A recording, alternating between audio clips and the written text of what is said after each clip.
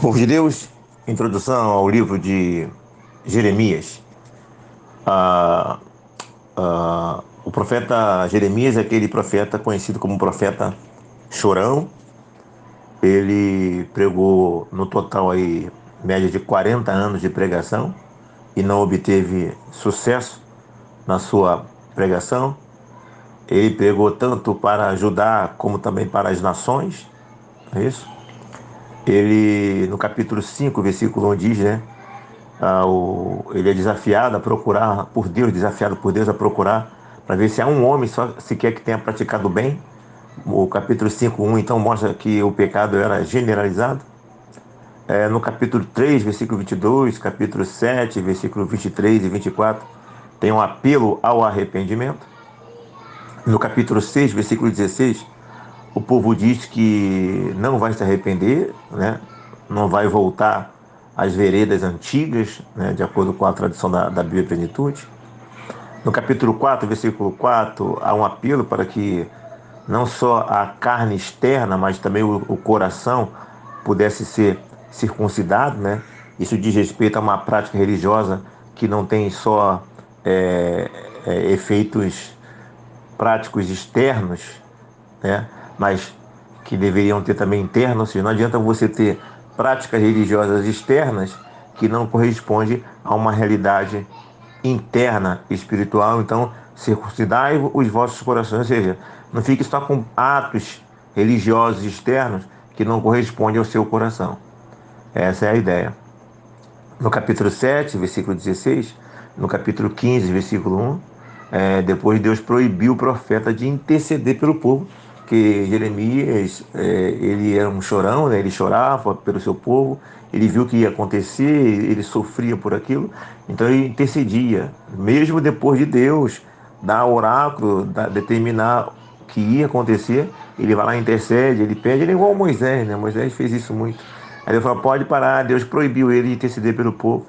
No capítulo 7, mostra que o povo achava que não ia ser destruído, justamente porque o templo estava lá. Na mente dele era inconcebível que o próprio Deus ia deixar o inimigo vir e destruir aquela nação e o templo. Afinal de contas, Deus mesmo havia proibido os gentios até mesmo de pisar no átrio, quem dirá entrar no santo lugar, no santíssimo lugar, e destruir tudo, tocar nas questões santas, né? Nos utensílios santos. Isso aí era algo inconcebível na mente deles. Eles achavam que aquilo, na verdade, nunca ia acontecer. Eu sempre digo que Judá se achava uns Estados Unidos da vida, um primeiro mundo, onde, de repente, um Brasil pudesse ameaçar os Estados Unidos de invadir os Estados Unidos. O Brasil vai invadir, o americano vai sentir medo do Brasil invadir os Estados Unidos, mais ou menos comparando esse sentimento de prepotência que eles tinham em relação aos outros povos, mesmo porque, né, como foi dito, o templo estava ali e eles seriam protegidos. Deus não ia deixar que aquilo acontecesse nunca na mente deles. No capítulo 14, Deus mandou seca, né, mandou assim como aconteceu lá com o profeta, na época do profeta Elias, ele proibiu, ele mandou seca no povo, para mostrar que, na verdade, o Baal que eles tanto serviam, o Baal que era o provedor, né, dessas questões, é mostrar que Baal não é Deus, que ele é Deus. Ou seja, o mesmo sinal que ele colocou lá na época de Elias, que ele falou que não haveria chuva por 3 anos, não é isso? Aí depois o próprio profeta mandou vir a chuva, mostrando que quem tem o poder era Deus e não Baal. Isso você vê no capítulo 14. Né? Então o pessoal tinha a prática de ir lá adorar no templo, mas fora do templo tinha a prática de adultério, né? de, de vários outros pecados de idolatria. Então no capítulo 29, versículo 23, fala aí dessa prática de adultério, não só de adultério, e outros textos falam também de outras práticas. Então essa é a realidade do povo, uma realidade dentro do templo e uma realidade totalmente distinta fora do templo. No capítulo 11, versículo 18, né, a partir do versículo 18, o povo planeja matar Jeremias. Impressionante, né? O povo planeja matar Jeremias por causa da sua profecia. Essas coisas acontecem com o profeta de Deus. É esse mesmo que diz. Isso, capítulo 11, versículo 18. Só planeja matar Jeremias. Bom, Jeremias, então, ele vai, no capítulo 20, ele vai ser preso, vai ser colocado em um tronco, né, por causa da sua profecia. E ao sair lá do tronco, lá, depois de ser preso, que aquela prisão era uma ameaça, né? É tipo nos dias de hoje, na política, né? As pessoas mandam prender como uma forma de intimidação, né? Eles ameaçam prender, eles prendem. Tudo isso é uma forma de intimidação. Tem muitas prisões realmente tem que ser feita, tem que acontecer realmente, porque as pessoas cometem crime.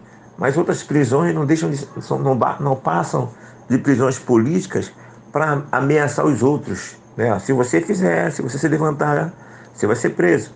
E aí prenderam Jeremias, colocaram ele no tronco. Aí depois que tiraram ele do tronco, ele foi lá e profetizou de novo. Não adiantou nada, né? Ele não abriu mão do chamado dele. Capítulo 23, versículo 1 e 2, tem a profecia contra os pastores. Na nossa versão vem sempre a palavra pastores, mas lá no sentido original, lá no contexto, são os líderes, autoridades, né? O texto fala de pastores que destroem e dispersam as ovelhas, né? Aí naquele contexto lá são os líderes, né? As pessoas que comandavam o povo lá, sacerdote, por exemplo, profetas, né? Ao invés de trazer o povo da união da lei, para o povo obedecer os princípios, eles mesmos afastavam o pessoal e dispersavam o pessoal dos princípios, né? E no capítulo 28, 32, tem a profecia contra os falsos profetas que sonhavam sonhos normais e falavam que era profecia, ok? Então, essa é uma introdução geral da minha pesquisa que eu fiz na internet. E agora vamos fechar aqui um pouco com a introdução de Jeremias, com as informações que a Bíblia Plenitude nos traz aqui. Bom, já falou o autor Jeremias, filho de Ilquias, né? E talvez esse Jeremias tenha sido descendente de Abiatar, né? Então ele vem de uma linhagem sacerdotal. O significado do nome dele é um significado incerto, mas pode ser o Senhor exalta ou o Senhor lança. Bom, se for o Senhor exalta, nós já temos um grande ensinamento, né? Poxa, o Senhor exalta? Às vezes, né? O exaltar do Senhor, né? Ele é bem fora de nossa lógica, né? Bom, se Jeremias foi colocado o nome dele de Jeremias, o Senhor exalta, Jeremias, o Senhor vai te exaltar. Isso aí é exaltação, Senhor? Isso aí é exaltação. Tudo isso que passou na vida dele foi uma exaltação, sim, e foi mesmo. Só que essa exaltação para nós é estranha, né? Mas no mundo espiritual é uma exaltação. Tudo que ele passou é exaltação para ele, é honra para ele. Só que essa honra aí, na nossa lógica humana, nós não queremos muito essa honra para a gente, não é isso? Mas pode ser também o nome dele significa o Senhor lança. Aí pode ter um pouco mais de significado lógico, porque ele foi lançado em uma cova, não é isso? Ele foi lançado no cárcere, ele foi lançado à vergonha, é isso? Ele foi sequestrado, foi para onde não queria ir, depois eu vou ver mais à frente sobre isso. Então, o Senhor exalta é um pouco estranho para nós, mas no mundo espiritual é uma grande verdade. O Senhor lança, de repente, pode ser mais próximo daquilo que nós humanamente pensamos, não é isso? Jeremias recebeu a ordem de não se casar, olha aí, ó, ou ter filhos para ilustrar sua mensagem. Olha que coisa. Deveu deixar de casar por causa do meu chamado. O julgamento era iminente e a próxima geração seria exterminada. Então, por que tu vai casar para ter filho? Eu vou destruir todo mundo, então é melhor você não ter filho. Não é isso? Seu companheiro e amigo mais chegado era o seu escriba, o Baruque. Ele que escreveu o livro de Jeremias, né? Ele era o escrivão, o secretário, vamos dizer assim, né? Então, a segunda Bíblia Plenitude, Jeremias tinha poucos amigos além dele, né? Então, ao que parece, São qualificados como amigos apenas Aicão, Gedalias, no caso que é filho de Aicão, e Ebed-Meleque. Então, o relato mostra que ele tinha poucos amigos. Olha que coisa interessante. Por que ele tinha poucos amigos? Isso se deve, segundo a Bíblia Plenitude, em parte por causa da mensagem de ruína proclamada por Jeremias. Uma mensagem contrária à esperança do povo e que incluía uma sugestão de rendição aos babilônicos, aos babilônios. É isso? Então, apesar dessa mensagem de ruína, da sua severa repreensão aos líderes e do desprezo pela idolatria, o seu coração doía pelo povo, pois sabia que a salvação de Israel não estava desassociada da fé em Deus e de um relacionamento de aliança correta, ah, é, uma aliança correta, né, expressada pela obediência. Mas qual é o ponto que me chama a atenção aqui? Ele era de poucos amigos, porque ele tinha uma mensagem que contrariava a maioria esmagadora, né? Então eu acho estranho nos dias de hoje um cristão que tem compromisso com a palavra de Deus ter muitos amigos no mundo, com pessoas que não têm compromisso nenhum com a palavra de Deus. Isso é muito estranho. Não é normal um cristão ter muitos amigos no mundo, porque isso denota que esse cristão não está incomodando, que esse cristão não está denunciando pecado, porque se ele denunciar pecado, se ele se posicionar biblicamente, ele vai desagradar, ele vai incomodar. Trevas não combina com luz. Então, cristãos que têm muito amigo do mundo indicam claramente que não estão se comportando adequadamente como se espera do Evangelho. Porque aquele que se posiciona vai ter muito inimigo. Os amigos das pessoas cristãs são o seu povo. Por isso é importante ter relacionamento interno, sair com as pessoas, manter. Eu tenho falado muito isso, rapaz, teu lugar de amizade é na igreja. Vocês têm que criar amizade entre vocês, brincar, sair, sabe? Fazer intercâmbio com outras igrejas. Vocês não têm necessidade de buscar amizade lá fora. Tem muita amizade aqui dentro, né? Que, pelo menos em tese, são pessoas que pensam e que querem a mesma coisa. Não é isso? Bom, a data do livro de Jeremias, ah, ele profetizou para ajudar, no caso, né, durante o reinado de Josias. Interessante. Durante o reinado de Josias, Joaquim, Jeconias e Zedequias.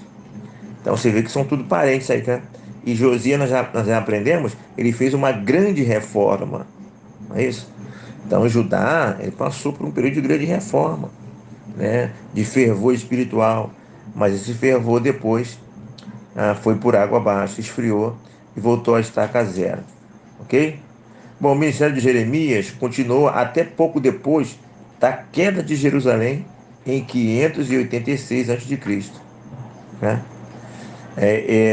Ezequiel foi um contemporâneo mais jovem profetizando na Babilônia. Então, como o pessoal foi levado Daniel, foi levado Ezequiel, que eram jovens, e foram levados para a Babilônia na época que Jeremias profetizou. Jeremias não foi levado para a Babilônia. Jeremias depois acabou sendo sequestrado por outras pessoas e levado para o Egito, né?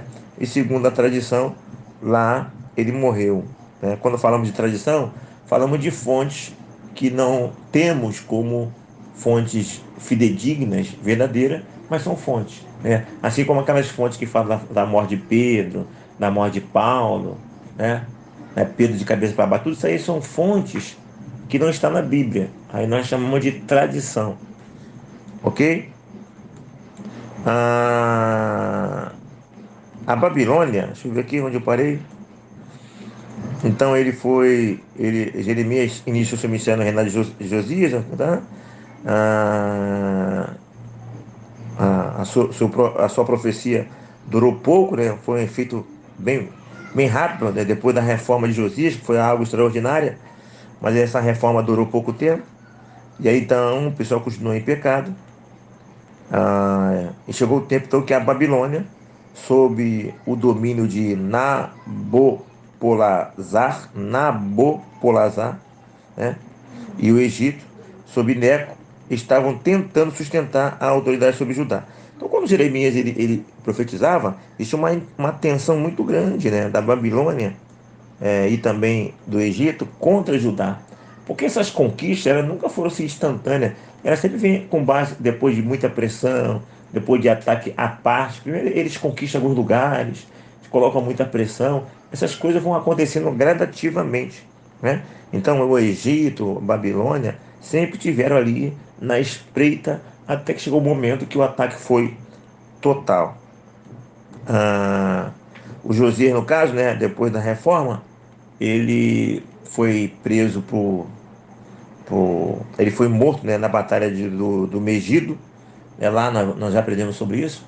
Ele foi se meter em uma briga que não era nada com ele acabou sendo morto, né? Ele fez uma grande reforma. E aí quem foi que assumiu no lugar dele? Os três filhos, né? Joacás, Jeoaquim e Zedequias, e também um neto, Joaquim. Então, foram nesses períodos que depois que Josias morreu, que foi um bom rei e que não foi seguido pelos seus filhos e por netos, é que vê essa desgraça toda na nação. Interessante isso, né? Um avivamento, ótimos exemplos. Depois do avivamento, de novo, desgraça, pecado e consequência desse pecado. Deixa eu ver aqui. Deixa eu ver aqui. Jeremias viu insensatez na linha de ação política desses reis, dos filhos de Josias, e alertou sobre os planos de Deus para ajudar, mas nenhum deles deu atenção à advertência. Jeoaquim foi abertamente hostil a Jeremias e destruiu um rolo enviado por ele, cortando-o em algumas colunas e jogando no fogo. Zedequias foi um governador fraco e vacilante, buscando às vezes os conselhos de Jeremias, outras vezes permitindo que os inimigos de Jeremias o maltratassem e o aprisionassem. Então as pessoas jogavam politicamente de acordo com as suas vontades, não é isso? Bom, encerrando aqui a introdução, os últimos conteúdos tirados aqui do livro da Bíblia Plenitude, as profecias do livro de Jeremias não estão em ordem cronológica, tá? É muito comum isso na Bíblia, né? As coisas não estão em ordem cronológica, os fatos, né? Lembrando que nós saímos agora do livro de Isaías, que é um período pré-exílico, e Jeremias também é um período pré-exílico, né? Está mais ou menos na ordem dos fatos. E a diferença é que Jeremias ele vai colocar outros detalhes desse contexto que não são colocados em Isaías.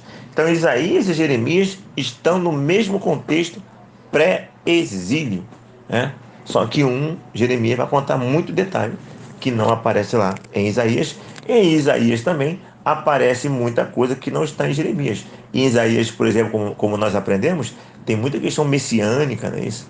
Muitos textos messiânicos, né? Abundância de textos messiânicos que em Jeremias já não tem esse referencial como tem Isaías. Encerrando, Jeremias tinha um coração compassivo para com seu povo e orou por ele mesmo quando o Senhor lhe disse que não fizesse isso. Então ele orou assim mesmo. Não ore mais, ele foi lá e orou.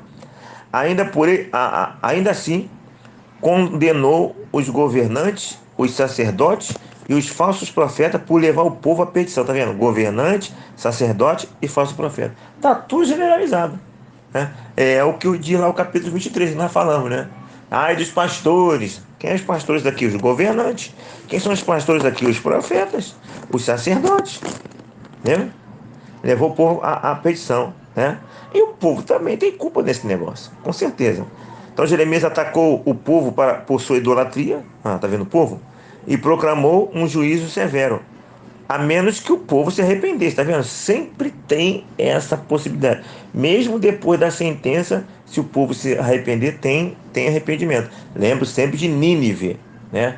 Onde Jonas vai a Nínive, prega que 40 dias a terra ia ser destruída, o povo se arrependeu. Então, sempre no pacote da, da destruição, da proclamação da destruição, no pacote vem a possibilidade sempre do arrependimento. Mas o povo não se arrependeu. E aí, conhecendo as intenções de Deus, o Jeremias ele defendeu a rendição do povo à Babilônia e escreveu aos que estavam no exílio para que se estabelecessem e vivessem sua vida normalmente. Então, pessoal, cara, olha só, para vocês tentarem se resistir e morrer muita gente, é melhor não resistir, que não vai morrer ninguém, e nós vamos cumprir o propósito de Deus. Agora nós temos que pagar esse castigo. Aceita que dói menos.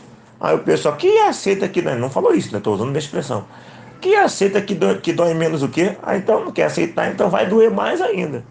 Aí o povo ficou furioso com Jeremias. Que esse cara é maluco, rapaz. Que ele não rendeu o quê? Prende esse cara. Né? Foi preso, foi colocado no calabouço, passou complicações, sanguessugas ficaram em sua pele, sugando seu sangue. Complicado, hein? Tudo por causa do chamado. Então, ele mandou carta também, depois que aconteceu, já em parte a pessoa foi levada, ó, vocês vão ficar aí 70 anos, criem famílias, né? Gerem, né? Na paz da cidade vocês terão a paz, né? E orientou o povo. Então, Jeremias, ele foi estigmatizado por muito como traidor por causa da sua pregação. Entretanto, Jeremias tinha em seu coração o melhor para o seu povo. Jeremias sabia que a nação seria destruída caso a aliança com Deus não fosse honrada. Mas Deus também se interessava pelos indivíduos e seus relacionamentos para com ele. Como Ezequiel, Jeremias enfatizou a responsabilidade individual. Então Deus sempre vai ver a realidade da nação, né? Mas vai ver sempre a questão também de você. Deus olha o mundo, Deus olha a nação, Deus olha a denominação, Deus olha a família e Deus vai te olhar individualmente, né?